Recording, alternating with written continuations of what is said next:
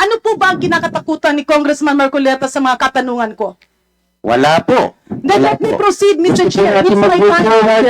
The chair will rule. Hindi po natin ang oras. Hindi na po ba ako pwedeng magtanong? I'm making the- Kailangan ba yung tanong ko ipaalam ko kay Congressman Marcoleta? Maraming salamat, sir. Maraming salamat, Kong Flores. So, Mr. Chair, kanina nga, may mga natanong si Sec Laila, may mga tanong si Kong Erice.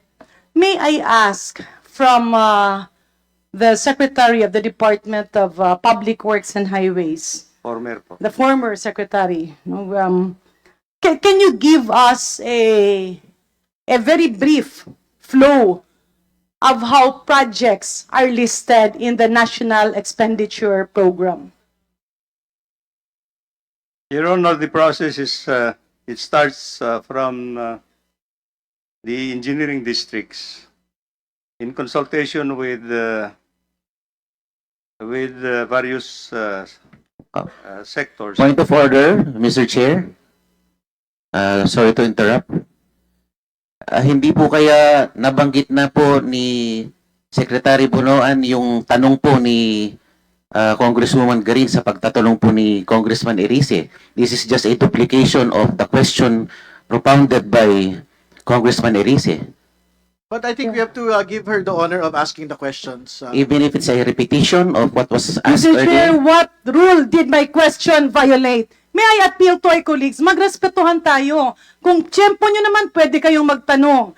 I gave that preliminary question because I'm moving to the next question. This is a point of order po. What law Yeah, did I violate in asking a question, Mr. Chair? Hindi na po ba ako pwedeng magtanong? I'm making the- Kailangan ba yung tanong ko ipaalam ko kay Congressman Marcoleta?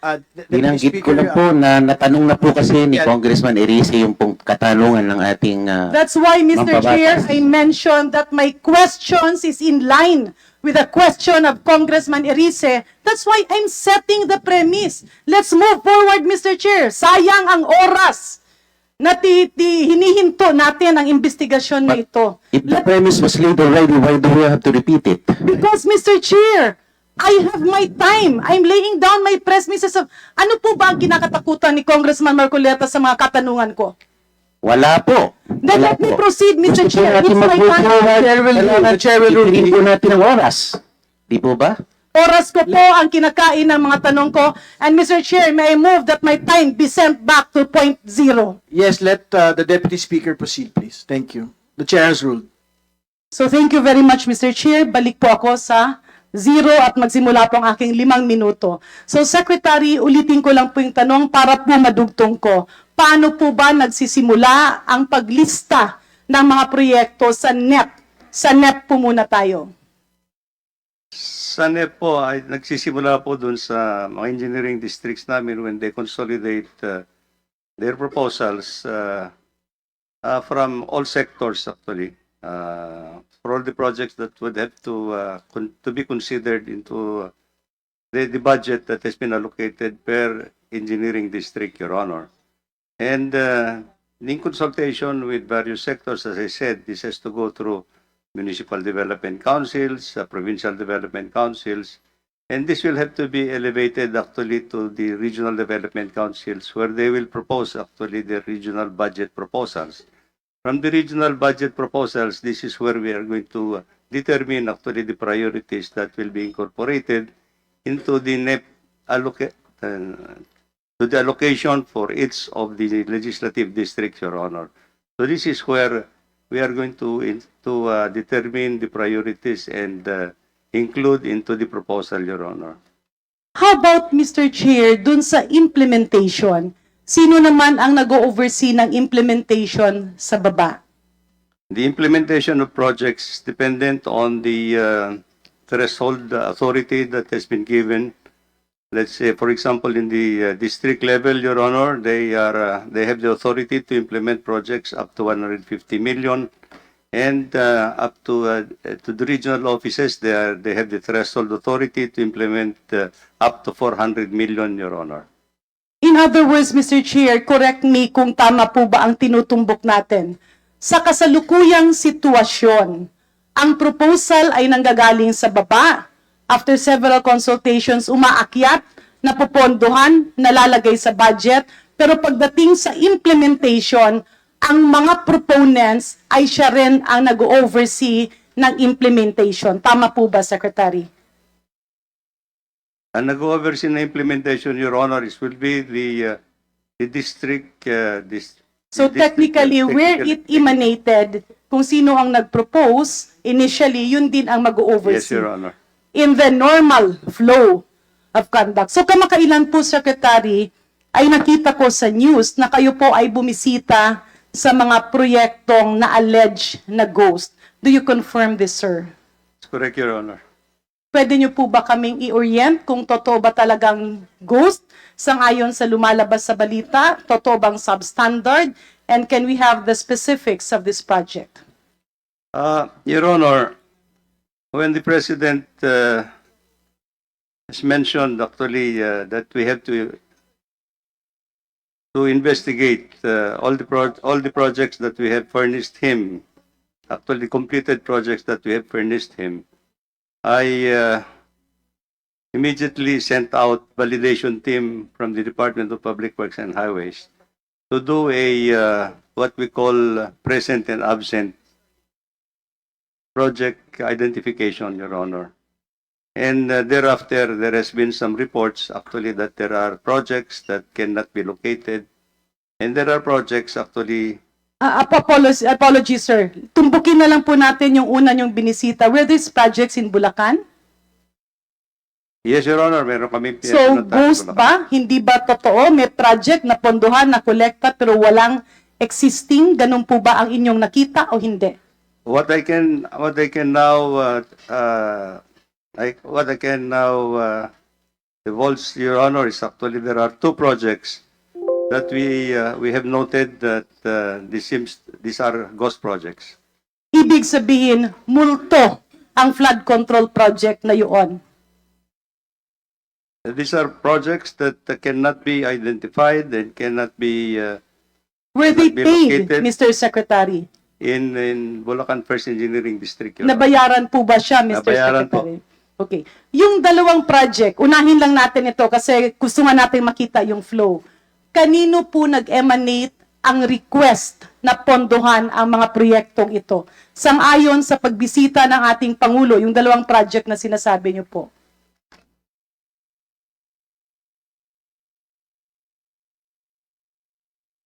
The first project was actually financed under the fiscal year 2024.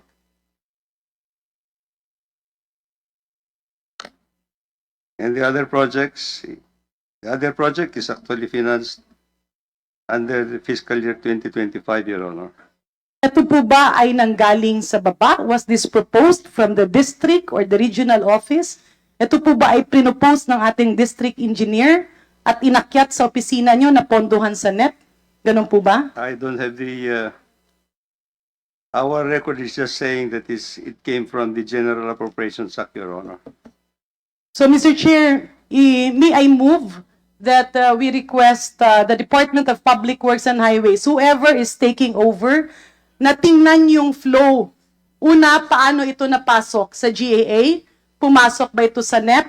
Because what we are seeing here as a perennial problem, yung nag-propose ng project ay siya din ang mag-i-inspect, siya din ang magsicertify, siya din ang magsasabi na bayaran ito. Tama po ba, Secretary Bunoan?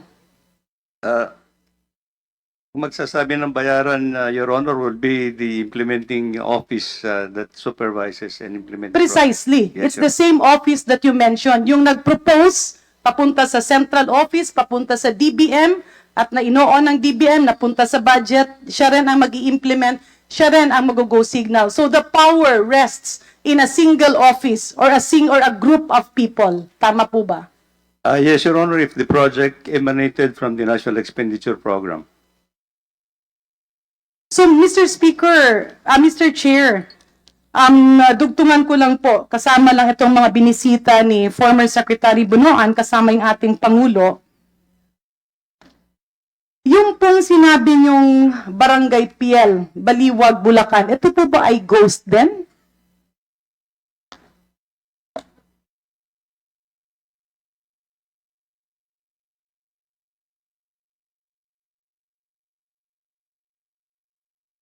This is one of the projects that I have mentioned, Your Honor.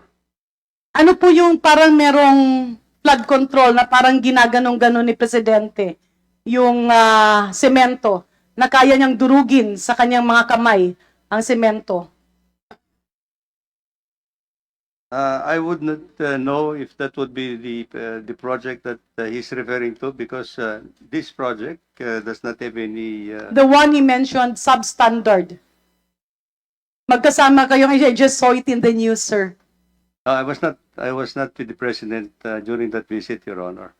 Oh, okay. So, Mr. Chair, my next question, in these two ghost projects that you are referring, meron pa po bang iba or wala na? Sa pagkakaalam nyo? Under investigation and validation, Your Honor. Okay. For the first two ghost projects, proven to be ghost, sino-sino po ang contractors? The project in Barangay PL Baliwag, Bulacan is SYMS Construction, and both of them, both projects are SYSM Construction, Your Honor. And what were your actions, Mr. Secretary? After that visit and when the President gave you a directive, ano po ang naging action nyo? My directive was actually to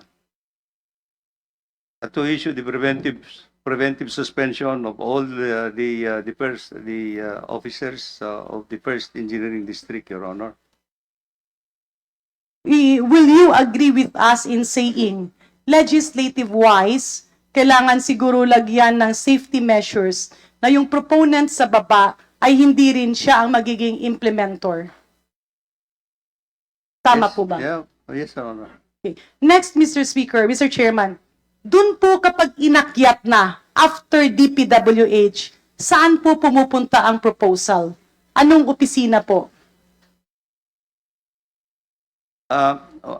Pagka na-consolidate na po namin, Your Honor, I think we submit it to the Department of Budget and Management.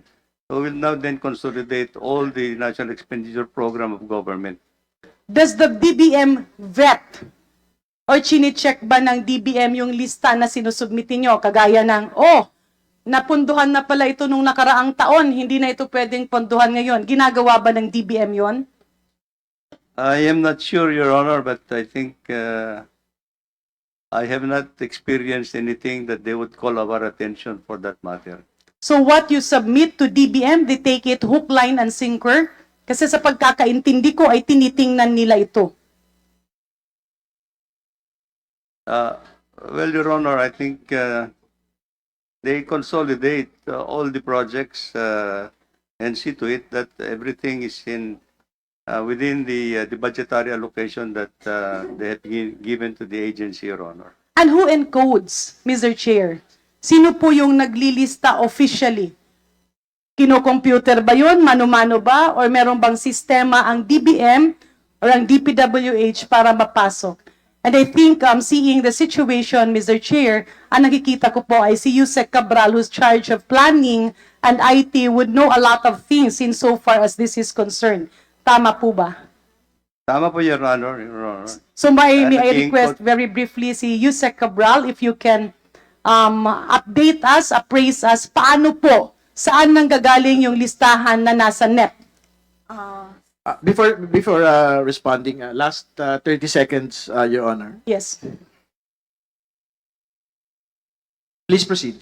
Your Honor, Mr. Chair, pagdating po ng regional budget proposal, nagre-rely po kami doon dahil yan po ay vetted ng mga regional offices at ng district engineering offices. Prioritize po yan, ranked according to their priorities. Ini-encode po namin sa central office based on the ceiling threshold. Chine-check po yung mga location, kung tama, kung tama yung placement sa program, activities and projects.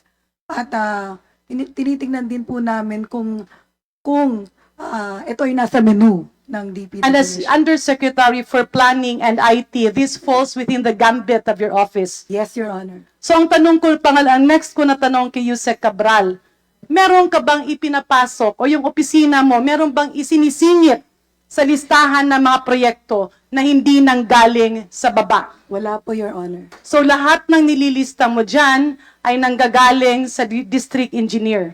Sa regional budget And you're under proposal. oath, Madam Yes, Yusek. Yes, Your Honor. What if we can show you that in the previous budgets, including in the proposed 2026 NEP, ay merong mga proyekto na hindi nirekomenda ng district engineer, ng regional director, pero paglabas ng NEP sa DBM ay may mga nakalista na. Your Honor, we have to check on the origin of the project if you can give me the list of Yes. projects. So ang next ko na tanong, Mr. Chair, last two questions. question. Last two questions. Okay, if I last may. two questions. Yeah.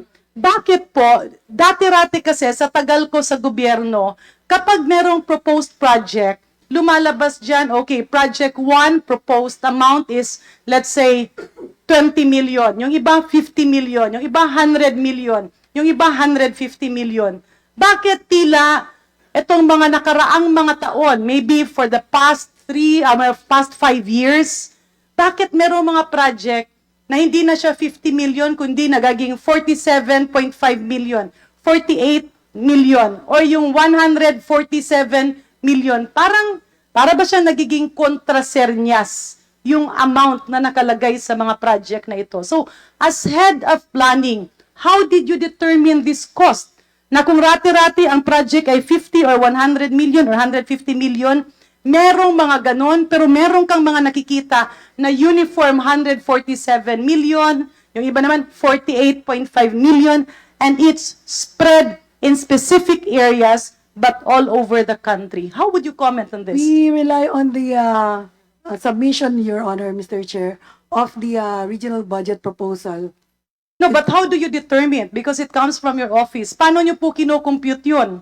Ayun po yung sinabit, Your Honor. So yun ang sinabmit. Kanino po nanggaling ang computation?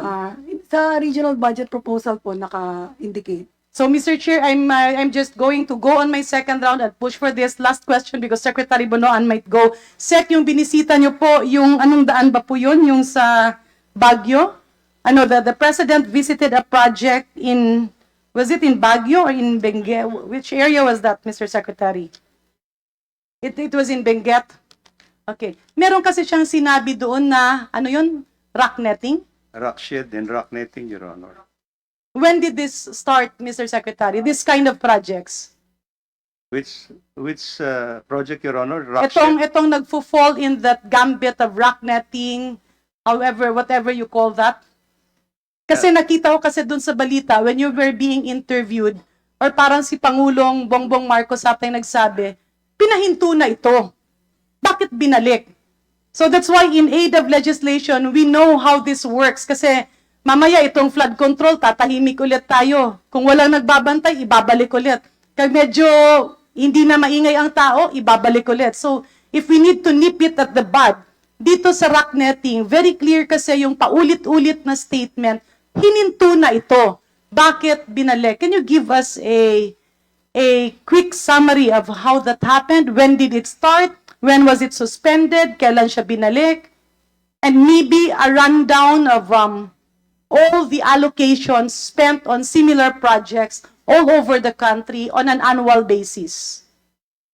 Your Honor, I can only at this point in time say when we stopped actually the implementation of rock netting, I issued a department order to stop the use of rock netting unless it is technically justified and technically evaluated by the central office, Your Honor. That was, if I'm not mistaken, this was in late 2023, Your Honor, when the President instructed me to stop the use of rock netting and traffic safety You devices. stopped it on year 2023. 2023. Kailan po siya nagsimula, sir? Long before, I understand, Your Honor. Approximately what year? Maybe Yusek Cabral can appraise us?